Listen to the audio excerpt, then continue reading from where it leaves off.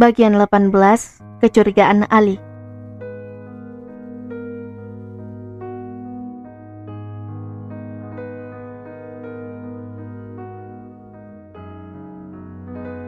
Astagfirullah, ucapku lirih. Aku ikut cemas sekarang.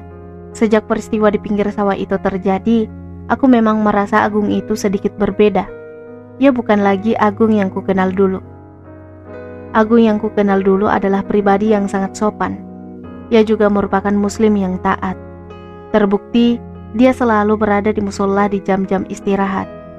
Jika tidak mengaji, dia akan membersihkan musola. Karena itulah aku dulu sangat mengaguminya.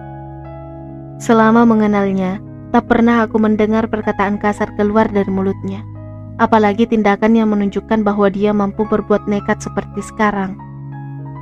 Peristiwa hari itu sedikit membuat pandanganku terhadapnya sedikit berubah. Akan tetapi hari itu aku masih mencoba berpikir positif. Bahkan saat dia sengaja ingin mengacaukan jamuan pernikahanku dengan Ali, aku berpikir tindakannya itu dilakukan karena sakit hati padaku. Kenyataan bahwa dia yang memukuli Ali dan menerornya benar-benar membuatku harus menerima kenyataan bahwa dia itu telah berubah. Dia butuh psikiater. Namun yang menjadi pertanyaanku, kok bisa ia lulus jadi tamtama jika terdeteksi dia punya penyakit mental seperti itu? Ataukah ia pandai menyembunyikan semua itu? Aku benar-benar tak mengerti dengan semua ini. Kembali kurebahkan tubuh di atas kasur. Kepalaku seolah berputar-putar. Perasaan mual juga semakin terasa. Kenapa kamu? Apa kamu baik-baik saja? Pria pemilik tubuh tinggi itu berjalan ke arahku. Ia tadinya terlihat kesal, berbalik cemas melihat keadaanku. Ia meraih termometer yang terletak di laci dekat ranjang kemudian menyerahkan padaku. Aku kemudian meletakkan benda itu di bawah ketiakku. Meskipun aku merasa risih. Ya Allah, suhu tubuhmu tinggi sekali. Kita perlu ke dokter. Ucapnya setelah melihat angka 38,5 derajat pada termometer itu. Gak usah, Al. Aku minum obat saja. Kamu punya paracetamol atau sejenisnya? Tanyaku lemah. Biasanya juga sembuh sendiri. Aku yakin setelah istirahat, aku akan baik-baik saja. Sambungku sembari merapatkan selimutku. Keadaanmu sudah begini masih tidak mau ke dokter. Keadaanmu sudah begini masih tidak mau ke dokter. Ini nggak bisa dibiarin, As. Aku khawatir terjadi apa-apa. Sahutnya mencoba membujukku. Sungguh badanku terasa sangat tidak enak. Kepalaku sakit sekali. Perutku juga sangat tidak nyaman. Mual dan terasa mau muntah. Enggak usah, aku baik-baik saja. Aku coba memejamkan mataku untuk meminimalisir perasaan pusing dan mual. Namun semakin aku tahan, badanku terasa makin tidak nyaman. Jangan keras kepala, As. Apa kamu menyembunyikan sesuatu sehingga tak mau ke dokter? Aku membeliak mendengar pertanyaan Ali. Apa maksudnya aku menyembunyikan sesuatu? Apa maksudmu, Al? Aku hanya ingin istirahat. Ucapku menahan emosi. Kamu yang paling tahu keadaanmu, As. Terserah. Ia pergi meninggalkanku yang hanya bisa melongo dengan kemarahannya yang tiba-tiba itu. Bukannya tadi dia baik-baik saja. Kenapa lagi dia? Apakah benar yang ada dalam pikiranku saat ini? Ia curiga kalau aku hamil. Apakah ia belum benar-benar percaya padaku? Aku memaksakan diri untuk bangun. Ku ganti baju piyama yang kugunakan dengan gamis katun kembang pemberian ibu sebelum pernikahanku. Langkahku gontai keluar dari kamar. Mataku mencari-cari keberadaannya. Naasmi, mau kemana? Kok kuyup sekali? Apa kamu sakit? Tante Nia yang sedang menyapu ruang tengah mendekatiku. Ia menahan tubuhku yang sempoyongan. Sakit kepalaku semakin menjadi. Seperti ada yang berdenyut keras di dalam sana. Tubuhku gemetar menahan berat tubuhku. Rasanya tak kuat melanjutkan langkahku. Tante Nia terus memapah tubuhku dan membantuku duduk di kursi teras. Sebentar, aku panggil Abah dulu ya. Tukasnya kemudian meninggalkanku untuk memberitahu Abah. Abah yang tengah serius mengajari anak-anak mengaji terpaksa memulangkan mereka sebelum waktunya. Kemudian menemuiku yang masih terduduk lemas di teras. "Abah antar ke dokter ya, karena Ali tadi pamit keluar sebentar," ucap lelaki itu meraih lenganku. Aku merasakan kepalaku seperti mau pecah. Saat berdiri, aku oleng dan ambruk ke lantai papan rumah itu. Pandanganku sudah gelap dan tidak ingat apa-apa lagi. Saat membuka mata, aku sudah berada di ruangan serba putih. Kutatap cairan infus yang tergantung di atasku. Aroma obat menyeruak memenuhi indera penciumanku. Aku bertambah mual.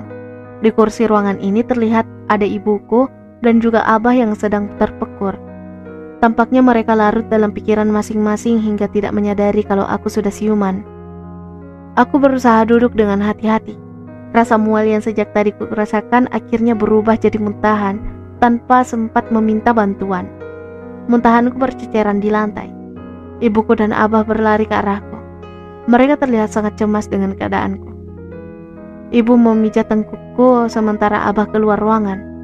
Mungkin pergi untuk memanggil dokter. "Bu, kepalaku sakit," rengekku pada ibu. Wanita itu membelai kepalaku, kemudian mengusap keringat di keningku. "Kamu banyak istirahat saja. Kata dokter, kamu menderita gejala tipus." Kulihat mata ibu berembun. Pasti ia sangat ingat pada ayahku yang meninggal akibat penyakit itu. "Ibu jangan khawatir, aku baik-baik saja, Bu," sahutku tersenyum mencoba menghiburnya. Wanita parubaya itu hanya mengangguk kemudian menyeka air matanya dengan ujung jilbab yang dikenakannya. Ibu kemudian membersihkan muntahanku. Aku jadi merasa tidak enak karenanya. Abah datang bersama seorang dokter muda. Tampaknya aku berada di sebuah klinik, karena ruangan ini tak seperti ruangan rumah sakit. Lebih tepatnya seperti kamar rumah. Dokter itu memeriksa keadaanku. Ibu hanya perlu istirahat total saja. Penyakit tipus itu berasal dari virus. Jadi, untuk pengobatannya harus dengan meningkatkan imun tubuh. Adapun obat-obat yang diberikan hanya berupa vitamin untuk membantu ibu meningkatkan imunnya. Penjelasan dokter itu tak membuat ibu tenang. Mungkin karena trauma. Aku mengucapkan terima kasih pada dokter muda itu. Abah kemudian mengantarnya kembali keluar. Aku berusaha untuk tetap tenang dan tidak mengeluh. Aku cemas jika ibu jadi kepikiran dan jatuh sakit juga. Hingga kini Ali belum juga kelihatan batang hidungnya. Padahal kata Abah, ia sudah menelponnya. Ia benar-benar membuat kami semua khawatir.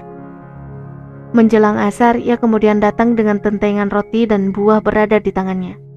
Wajahnya tampak sedikit cerah. Walaupun masih ada bekas-bekas lebam di wajahnya, berbeda pada saat ia meninggalkanku siang tadi. Abah dan ibuku pamit pulang sesaat setelah Ali datang. Ibu khawatir terhadap kedua adikku yang ditinggalkannya di rumah. Mereka tadi ditinggalkan begitu saja karena panik melihat kondisiku. "Maafkan aku ya, maafkan aku. Aku janji tidak akan seperti ini lagi." Lelaki itu menggenggam tanganku. Tak mampu kujabarkan perasaan ini. Jujur aku sakit hati akan pikiran buruknya terhadapku. Di sisi lain, aku tak bisa menyalahkan ia sepenuhnya. Fitnah yang dilontarkan Agung tentu bisa jadi mempengaruhi pikirannya. Aku hanya menunduk. Tetesan demi tetesan air mata ini kembali membasahi pipiku.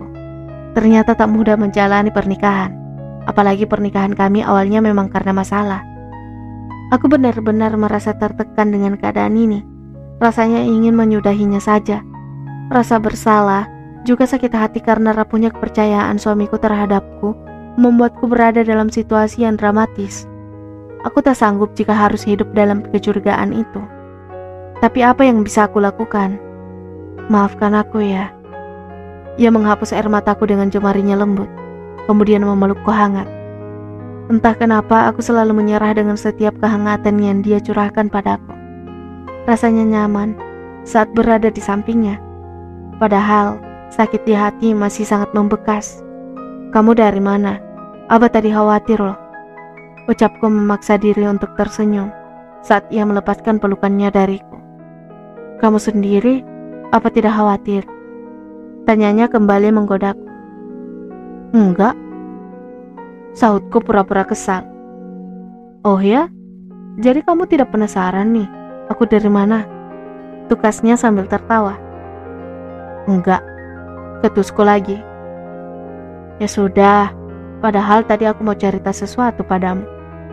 Ucapnya kemudian duduk di kursi dekat tempat tidurku. Ia meletakkan kedua lengannya di dadanya, seolah ia sedang ngambek. Benarkah? Tanyaku sedikit bersemangat mendengar ia ingin bercerita.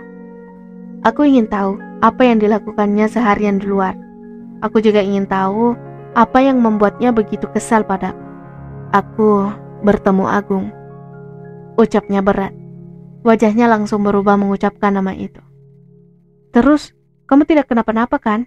Agung tidak memukulmu kan? Ucapku berusaha memedai setiap bagian tubuhnya. Khawatir jika Agung kembali menyakitinya. Kamu khawatir padaku? Tanyanya dengan mimik lucu. Membuatku tersenyum dibuatnya. Tapi benar kan Agung tidak menyakitimu? Tanyaku masih penasaran. Ia menggeleng, kemudian kembali meraih jemariku. Aku membuat perjanjian dengannya. Ucapnya menatap mataku dalam. Perjanjian? Tanyaku heran. Bersambung.